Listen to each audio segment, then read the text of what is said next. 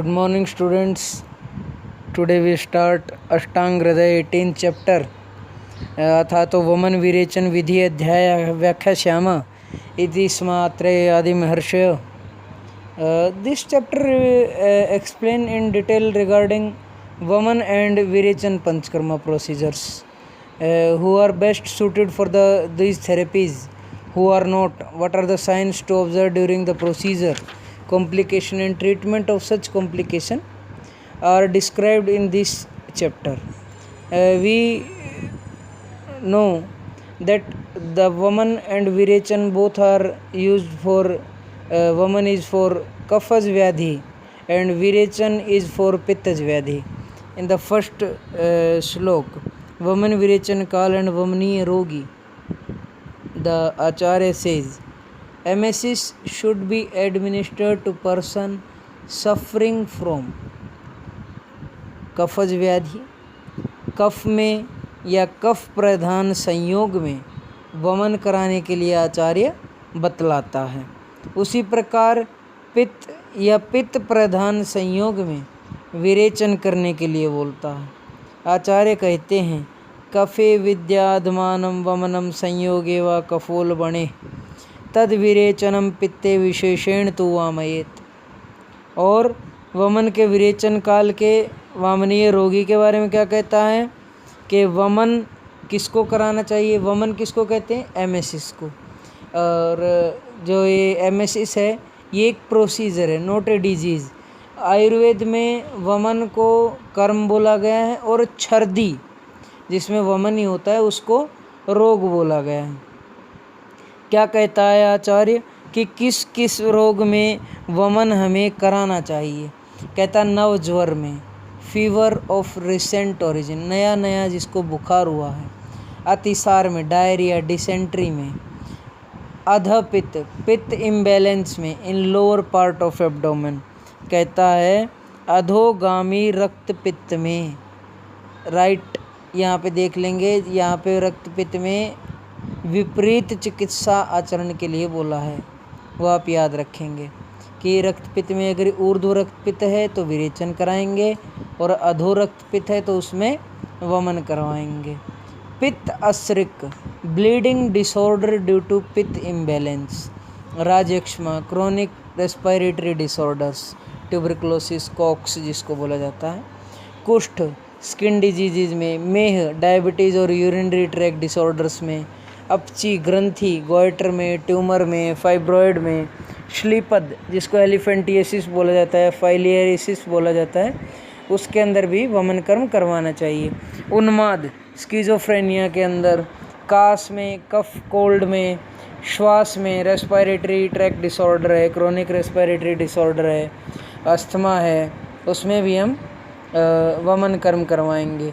हृल्लास में, nausea, pre vomiting symptom, उसके अंदर भी वमन कर्म करवाना चाहिए.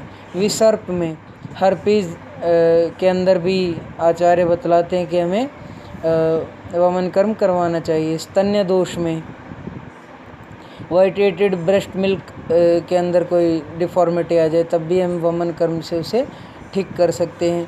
ऊर्ध्व रोग में, disease affecting neck and above region, जो हमारा क्लेविकल है, क्लेविकल से ऊपर की जो हमारा बॉडी पार्ट है, बॉडी ऑर्गन्स हैं, उनके लिए भी अगर कोई डिजीज़ हो जाती है तो उसमें भी हम लोगों को वमन कर्म करवाना चाहिए. फिर क्या कहता आचार्य, पर्सन्स नॉट सूटेबल फॉर वमन. एक और इसमें आचार्य ने बात बतलाई है, उसको आगे बताएंगे. क्या कहता आचार्य? आचार्य ने अष्टांग संग्रह में भी विषपीत, जिसने वमन कर्म के लिए बोला, जिसने जहर खा लिया उसको ही वमन कर्म करवाना चाहिए. पांडु रोग में, दोष भेदी ये च उक्ताश्च, श्लेष्म व्याधि के अंदर दोष भेदी अध्याय में जो कफज व्याधि बतलाई हैं उनमें भी वमन कर्म के लिए कहता है. एते परम वमनेन नाश उपयांति सलिलम अपगम आगत निष्पन्न शाल्य आदित्वात्. और कहता है कोई यदि कोई शल्य अगर आ गया है, जल के कोई आ गया है, और अगध, अगध माने कोई भी विष अगर खा लिया है, तो उसमें वमन कर्म को श्रेष्ठ बोला है। वमन के अयोग्य रोगी, वमन नॉट सुटेबल फॉर वमन, कौन कौन से ऐसे लोग हैं जो वमन के लिए सुटेबल नहीं हैं। फर्स्ट ऑफ ऑल गर्भिणी के लिए बोला द प्रेग्नेंट वुमेन, रुक्ष पर्सन हु आर ड्राई, क्षुधित जो हंग्री हैं, भूखे हैं, नित्य दुखिता कॉन्स्टेंटली ग्रीफ स्टिकन है, जो हमेशा चिंता करते रहते हैं, सदा दुखी जो हैं, और चिल्ड्रन बच्चे, ओल्ड पर्सन्स बूढ़े लोग, कृश द इमेशिएटेड पर्सन, स्थूल द ओबीज पर्सन, हृदय रोगी पेशेंट ऑफ हार्ट डिजीज, क्षत द वोंड जिनको घाव हो गया है, दुर्बल weak debilitated who are having bouts of vomiting जिनको बहुत अधिक मात्रा में वमन हो रहा है, जिसमें कहता है आचार्य वमन जिनको निरंतर होता चला जा रहा है। उदर रोग एसाइटिस या इंटेस्टाइनल ऑब्स्ट्रक्शन जिसको हो गया है, tumour of the abdomen who face difficulties during वमन therapy, who have strong digestive activity, अर्श रोग है, हेमोरॉइड्स वाले पेशेंट को भी वमन कर्म नहीं करवाएंगे। ऊर्ध्ववात upward movement of air, reverse peristalsis movement अगर किसी को हो गया है, giddiness oblique dizziness, enlargement of the prostate, पार्श्ववात pain in the flanks and disease caused by वात, person suffering from poisoning, indigestion and who have consumed incompatible foods, विरुद्ध भोजन जिन्होंने खाया की अवस्था में, इनको भी वमन कर्म नहीं करवाना चाहिए। वमन आदि के अयोग्य रोगी, और बोलता है person suitable for not suitable for वमन कर्म, गर्भवती से लेकर दुर्बल पर्यंत, प्रसक्त वमथु से पूर्व गिने हुए 11 व्यक्तियों में, तथा आम ज्वर में भी विरेचन, वस्ती, नस्य और धूम ये कर्म शोधन प्राय नहीं करने चाहिए। फिर दोबारा सुन लेंगे। गर्भवती से लेकर दुर्बल रोगी तक वमन कर्म हमें नहीं करवाना चाहिए। ये कुल मिलाकर 11 लोग होते हैं। आम ज्वर में भी वमन, विरेचन, वस्ती, नस्य, धूम ये नहीं करवाने चाहिए।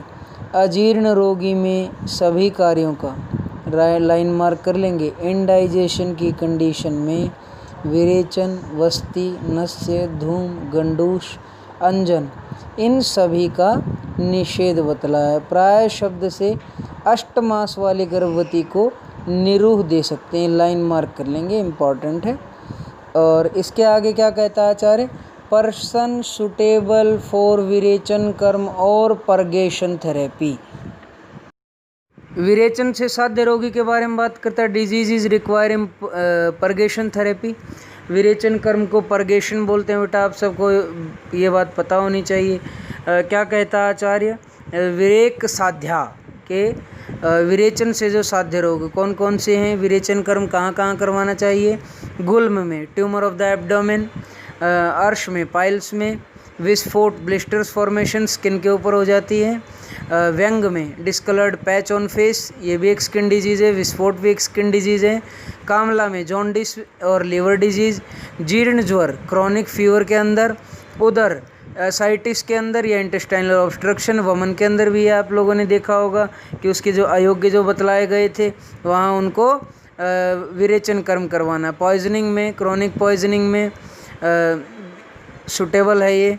छर्दी में, वॉमिटिंग में, प्लीहा में, डिजीज ऑफ द स्प्लीन या स्प्लीनोमेगैली में, हलीमक में एडवांस जॉन्डिस का एक स्टेज है उसके अंदर भी, विद्रधि एब्सेस के अंदर भी, तिमिर ब्लाइंडनेस के अंदर, कांच और शंद ये कैटरेक्ट ये आई डिजीज़ हैं दोनों तीनों, इसको भी ध्यान रखेंगे। Pain in the large intestine और disease of male and female urogenital system, इसके अंदर भी विरेचन कर्म श्रेष्ठ बतलाया गया है। वुंड अल्सर, वातसार जब इसमें गाउट जैसी कंडीशन आ जाएगी, या ऊर्ध्व रक्त bleeding disorder of upper part of the body such as nasal bleeding वगैरह में, डिजीज ऑफ ब्लड वाइटेशन। मैंने आपको बताया था कि रक्तगत जब रक्तपित्त जो व्याधि है उसमें विपरीत चिकित्सा होती है। जब अधो रक्तपित्त होगा मतलब एनस या पेनिस के द्वार से रक्त बाहर निकलेगा तो हमें वमन कर्म करवाना है। और मुख द्वार से या नाक से या कान से अगर रक्त बाहर आता है या आँख से रक्त बाहर आता है तो उसमें हमें विरेचन कर्म करवाना है।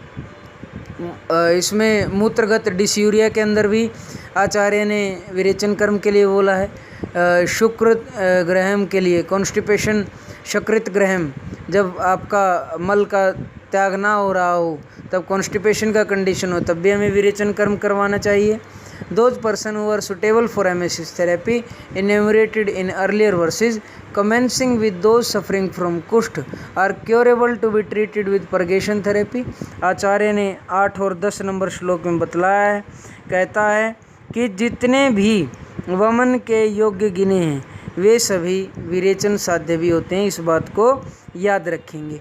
क्या कहता है? विरेचन के अयोग्य रोगी, विरेचन के अयोग्य कौन है? Person not suitable for purgation therapy, contraindication for विरेचन, अविरेच्य और विरेचनानरा। कहता है नवज्वर रोगी, जिसको नया ज्वर हुआ हो, मैंने आप लोगों को पहले ही बताया था, फीवर विद रिसेंट ओरिजिन, और जिसकी अल्पग्नि हो, पुअर डाइजेस्टिव एक्टिविटी हो, अधोगत रक्त पित्त हो या पित्त रोगी हो, ब्लीडिंग डिजीज़ हो, जिसको part of the body lower part में अगर उसको ज़्यादा ब्लीडिंग हो रही, सच एज ब्लीडिंग पर रेक्टम, तो उसमें हम विरेचन कर्म कतई नहीं कराएंगे। ये बात याद रखेंगे। Wound ulcer of the rectum, अतिसार में, डायरिया, डाइसेंट्री में, इनको विरेचन कर्म नहीं करवाएंगे, क्योंकि ज़्यादा विरेचन कराने से मल का त्याग ज़्यादा होगा और इलेक्ट्रोलाइट इम्बैलेंस भी हो जाएगा। और क्या कहता है आचार्य? शल्य युक्त रोगी हो, जिसे निरूह वस्ती दी गई हो, who have been administered decoction enema, और क्रूर कोष्ठ हो, person who naturally have hard bowel movement, और अति स्निग्ध हो, who have undergone excess oleation therapy, शोष हो, emaciated person हो, इनके अंदर हमें विरेचन कर्म हमें नहीं करवाना चाहिए। अब आगे नेक्स्ट करंट है। नेक्स्ट प्रोसीजर ऑफ वमन या एमेसिस थेरेपी प्रोसीजर। आचार्य क्या कहते हैं कि किस किस को वमन हमने करवाना है, किसको नहीं करवाना है, विरेचन किसे करवाना है, किसे नहीं करवाना है। ये सब करने के बाद अब आचार्य ने वमन विधि के बारे में बतलाया है। कहता है वमन विधि में प्रवृत्त ऋतु, प्रवृत्त आदि साधारण ऋतु, वर्षा ऋतु से के जो आचार्य सुश्रुत ने जो बोला है, शिशिर, वसंत, ग्रीष्म, वर्षा, शरद, हेमंत, वर्षा में पहले भाग को प्रावृत्त ऋतु बोला गया है। जब प्रावृत्त आदि साधारण ऋतु में विधिपूर्वक स्नेहन और स्वेदन करवा दिया गया है जिनको, make sure that the patient has slept well, और make sure that patient is totally give sudation therapy and oleation therapy. आचार्य कहते हैं कि जिसे कल वमन कराना है उसे एक दिन पूर्व क्या क्या खिलाएंगे? In the morning of the previous day of वमन, at first auspicious rituals are carried out. Next, कफ दोष is excited in the patient by administrating पेया, thin gruel prepared from fish, माश, ब्लैक ग्रेन, तिल, added with little quantity of fats in the morning. On the day of वमन ये जो कर्म बतलाए गए, आचार्य कहते हैं कि जैसे आज रात को उसको क्या खिलाएंगे, अगर कल मॉर्निंग में, ट्यूसडे मॉर्निंग में अगर उसको वमन करवाना है तो मंडे की नाइट में उसको मछली, उड़द, तिल, नॉन वेज और वेज का ध्यान रखेंगे। मछली खिलाना कोई ज़रूरी नहीं है, ये याद रखेंगे। जो कफ को उत्क्लेशित करने वाले पदार्थ हैं वो सभी पेशेंट को खिलाए जाएंगे। फिर सारी रात आराम से सोने पर तथा अन्न को भली प्रकार जीर्ण हुआ जानकर प्रातःकाल स्वस्ति पाठ करवाएं। स्वस्ति जब उसका पेशेंट का टोटल फूड जो डाइजेस्ट हो जाए, अच्छे से वो अपनी नींद ले ले, फिर उसके बाद उसे सुबह उठाकर पहले सबसे स्वस्ति वाचन करवाना है। आप लोगों ने श्लोक भी सुना होगा, ओम स्वस्ति न इंद्रो वृद्धश्रवाः, स्वस्ति न पूर्खा विश्ववेदाः, स्वस्ति नस्तारक्षो Arishtanemi.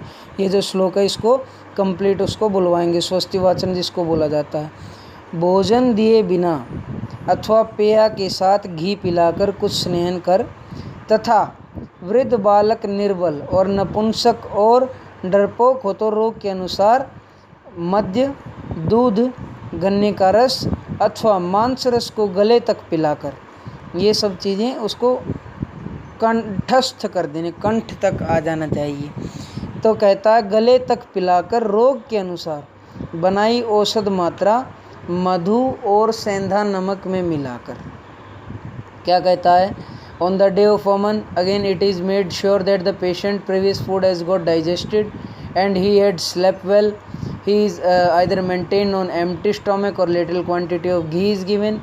The aged, children, the debilitated, VIP and cowards should be made to drink wine, milk, sugarcane juice of meat juice added with honey or sandal lavan appropriate to the disease to their maximum quantity. Later after determining the nature of these bowels, इन कोष्ठ जो है उसको क्रूर है, मध्यम है, तीव्र, ऐसा emetic drug is administered sanctifying it will be the following hymn. और क्या कहता है आचार्य के नीचे लिखे मंत्र से अभिमंत्रित करके कोष्ठ कैसा उसका मृदु है, मध्यम है एवं कठिन कोष्ठ को समझकर उसे औषध पान कराना चाहिए। आचार्य क्या कहते हैं कि ब्रह्मा, दक्ष प्रजापति, अश्विनी, भगवान शंकर, इंद्र, पृथ्वी, चंद्रमा, सूर्य, वायु, अग्नि, ऋषि, संपूर्ण औषधि समूह और भूत समूह तुम्हारी रक्षा करें, ऐसा आचार्य बोले। ऋषियों के लिए जैसे रसायन, देवताओं के लिए जैसे अमृत और उत्तम नागों के लिए जैसी सुधा है, वैसे तुम्हारे लिए यह औषध हो। वैशज के गुरु वैदूर्य के समान कांति वाले भगवान तथागत अरहत जो भली प्रकार ज्ञान वाले हैं, उनको नमस्कार करें। ओम भैषजे भैषजे शब्द का उच्चारण करते हुए प्रत्येक औषधि में समुद्गते विशेष रूप से प्राप्य महाभैषज्य विशिष्ट शक्ति तुम्हें स्वाहाकार है, इस मंत्र से अभिमंत्रित करके औषध को पिलाएं और पिलाते समय रोगी का मुख पूर्व दिशा में ही रखें। यहाँ पे हमें याद रखना, जब हमें कोई दिशा का वर्णन ना किया हो तो हमें पूर्व दिशा ही लेनी है। आज यहाँ हम पार्ट फर्स्ट ख़त्म करते हैं। लाइक, शेयर, कमेंट और सब्सक्राइब आप सब कर ही देते हैं। Thank you so much. Stay home, be safe.